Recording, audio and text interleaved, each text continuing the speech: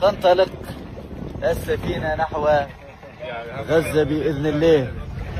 مانيش وحدنا، السفن مازالت خارجة من كل الموانئ، معناها ربي ثبتنا رغم التضحيات لكل بالرسمي الناس اللي على البر، معناها قاعدين يعملوا المستحيل باش يخرجوا السفن رغم الصعوبات زادة، رغم المال دومير، رغم كل شيء، لكن ديما الفكرة والأساس والهدف هو كسر حصار على غزة، وإن نتفكروا خواتنا في غزة، فهذا هو الهدف.